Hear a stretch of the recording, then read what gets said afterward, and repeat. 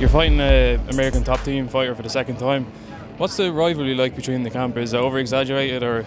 Yeah, it's extremely over-exaggerated. You know, there's really no big, deep-seated rivalry between, Black Zones and American top team. Just accept the fact that probably competing for the best gym in Florida maybe, but as opposed to that, we're friends with all the guys down there at Top Team. I'm cool with Gleason. We got mutual friends. I think people get the misconception that it's a rivalry because of some of the newer guys that became on their team that had something to do with our team, and they kind of tossed our name around in bad news. So. Now, your opponent, Melvin Gillard, used to be a part of the Black Zillions. Is there any animosity between you two? There's no animosity on my part. I think there is some on his. He's voiced it plenty of times. I don't know why. I never had a problem with Melvin, and I never will. But at the same time, if he wants to say there's bad blood, then I'll let the pressure be on him and say it's bad blood. And did you get to train much with him? Yeah, absolutely. Me and Melvin were, pretty much main training partners. The whole time he was on the team. When you get two lightweights like us together, we always want to train and make each other better. And I made that a goal for me while he was down there to help him get better. So. Who got the upper hand in training? Of course. Who do you think? Who do you think? I won't boast or brag, about anything like that. That's not my style. But I was there more in the gym. We'll put it like that.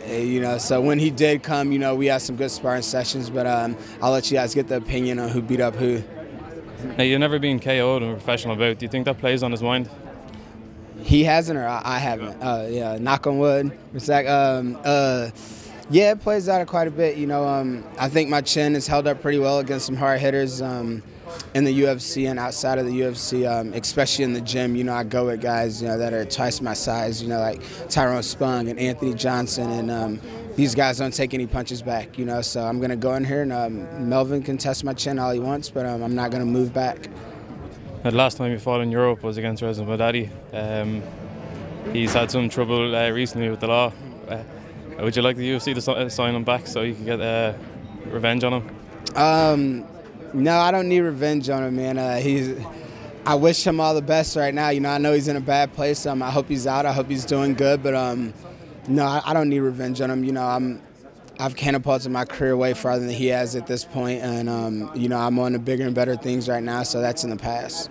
Do you think you have the advantage going into this fight because your coaches presumably have really good knowledge of Melvin Gillard and his game? Absolutely. I do think we have a slight advantage because we do know how Melvin used to train, and I do think my coaches are better at picking his game apart than his are at mine. We're very familiar with Melvin's techniques, and we know exactly what he's going to come in the fight and do. No doubt Melvin's going to predict a KO win for him. Have you any predictions of your own? Of course he's going to predict that. I predict a stoppage, whether it be a knockout, TKO, or submission or anything, but I'm definitely getting my hand raised at the end of the fight.